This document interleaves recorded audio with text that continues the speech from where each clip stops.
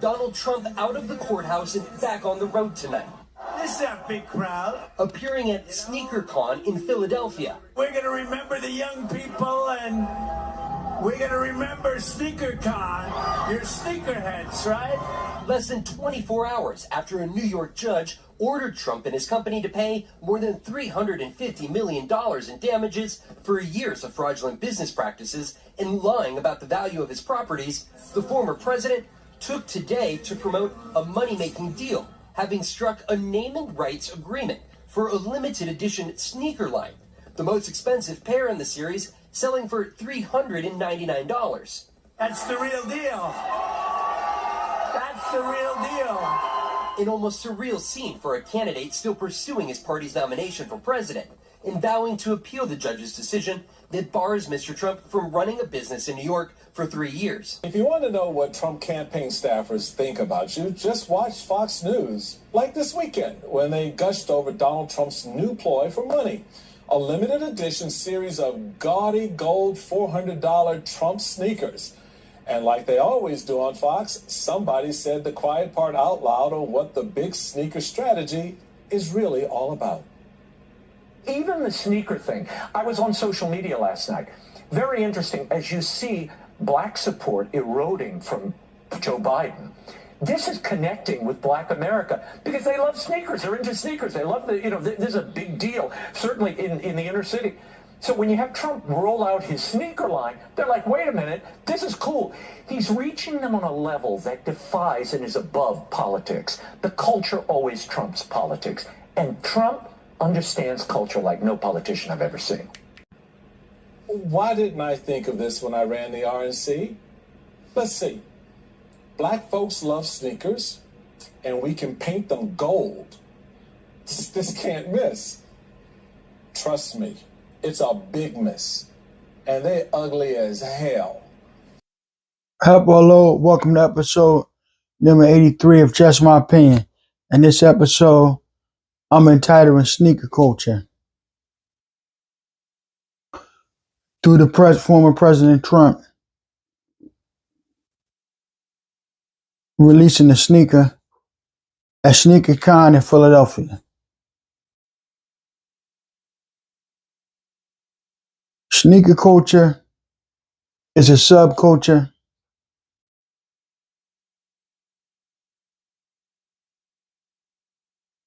that evolves around people love of sneakers and fondness of sneakers.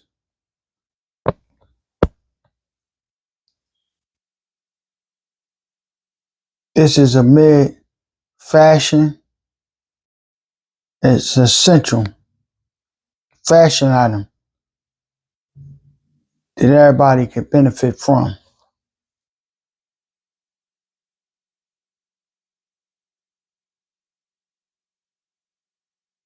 It's always growing.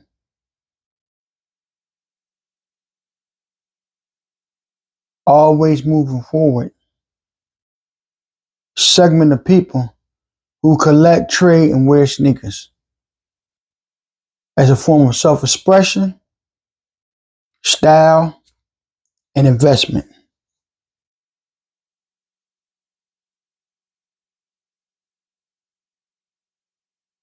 The sneaker culture goes back many years. This started as a function of sneaker footwear. Now it's became a global phenomenon.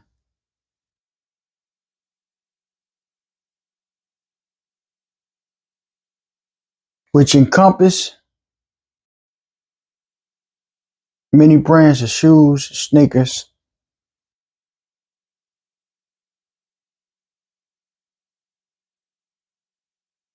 many different styles of sneakers. Sneakerheads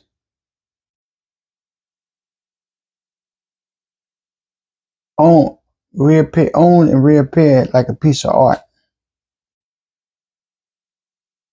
They're highly sought after and can make you up to several thousand and profit if you resell the sneakers. This is a passion that extends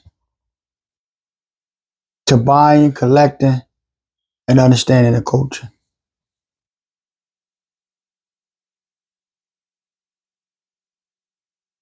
Sneaker culture now has been a part of many social media platforms such as YouTube, Instagram, Facebook, TikTok, where many people show off their latest pairs of sneakers and custom designs on the sneakers.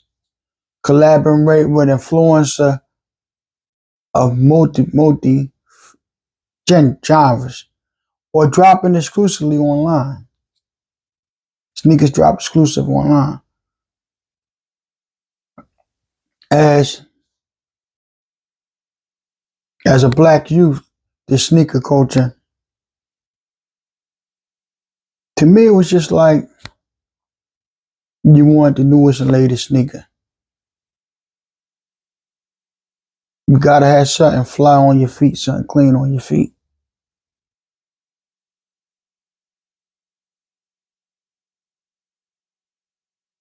The culture itself, which date back to the earliest 20th century,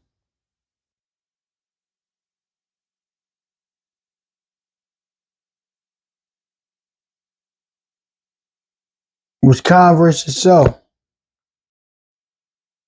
holds a claim of fame to the first documented celebrity endorsement. In 1932, the company added Chuck Taylor's signature, which with his trademark stars. Thus, Chuck Taylor All-Stars were born.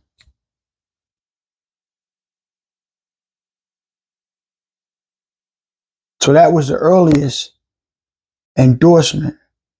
Fast forward to the early 70s, and you had famed New York guard Walt Clyde Frazier, who was known as the fashion sense on and off the court, became the latest NBA player, the first NBA player to have a signature shoe. The first one. In which he endorsed Pumas.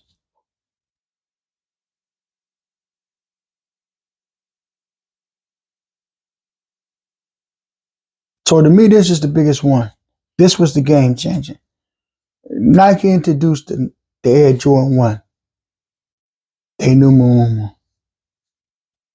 I believe it was a turning point and really the start of the sneaker culture. Just my opinion. Sneaker culture can be attributed to the 80s. This era saw different designs and technologies brought to the table of sneaker making. In 1984, Nike was interested in trying to get into the relatively basketball football market, even though it achieved success with the Air Force One sneaker in 1982. Most basketball stars still preferred Converse sneakers due to its rich history of association with the NBA. To me, this was a changing point. I was young when the Jordan 1 was introduced. To me, this established the sneaker culture. This was the changing point, like I said. Jordans are one of the most sought after sneakers in history. To me, I got it as the second most popular sneaker in history, behind the Air Force Ones.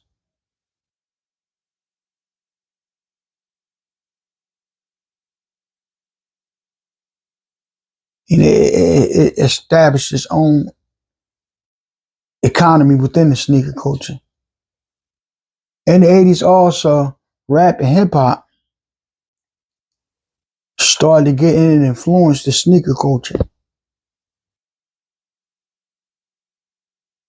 Run DMC became the first rappers to endorse a sneaker line.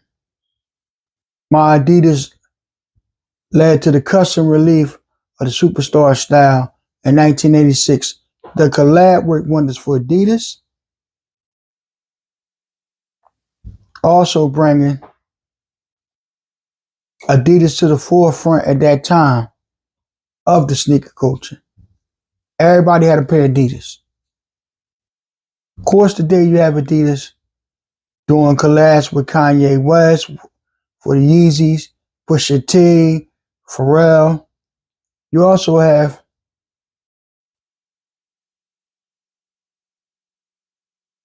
Adidas doing the Fair God line.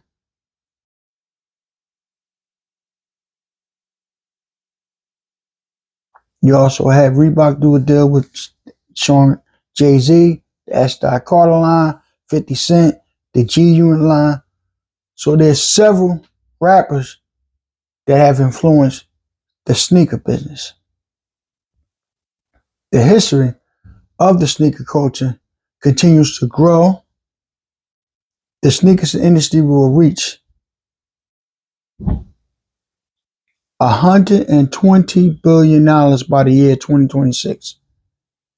This billion-dollar industry has grown and progressed to this feat as of today.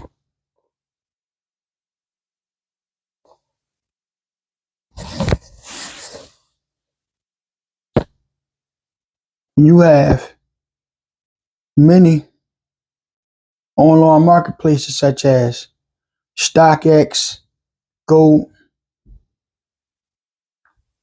to name a few, becoming a major figures in the sneaker culture. So now you don't have to go to the store. You can buy and get your rare and exclusive sneakers online. Now, with that being said, let me say,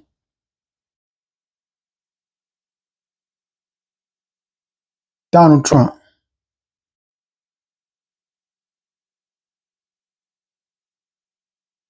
You believe black people are that stupid that we're going to vote for you just because you have a sneaker? Do black people love sneakers? Yes, but everyone loves sneakers. The majority of shoes sold in America are some type of athletic sneakers. Just facts. I hope you don't think you're going to get black people vote and support because you made a god awful sneaker. Not because you're going to raise minimum wage. Not because you're going to create after school programs that can help our children. Not because you're going to put community centers within our neighborhoods to give our children something to do. Not because you're offering health care. Not because you're going to make it easier for black and Latino kids to go to school and to go to college. You think because you made a sneaker, a god awful ugly sneaker at that we're just going to vote for you blindly because you have a sneaker? This is race baiting at its worst. You ought to be ashamed, Donald Trump, for even to suggest or even think that you're going to get the support of the people by making a sneaker and not making policies that can help them.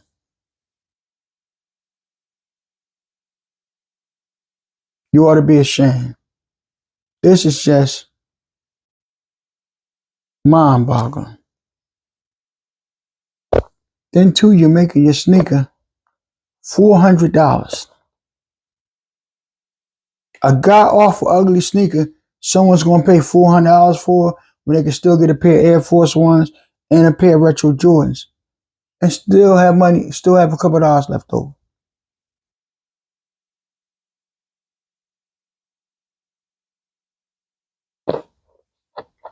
But I'm going to spend $400 on your god awful ugly sneakers? Come on, Trump. Come on, man. Really? I wouldn't be caught dead with them, let alone alive, if you gave them to me. This is race baiting at its worst. You're desperate, you're reaching for straws. And in my opinion, it's not going to work. This is just more race baiting from Donald Trump. Thanks, like, share, and subscribe. Also, leave a comment on the video. Even if you disagree with me on something, leave a comment. Thanks. Bye.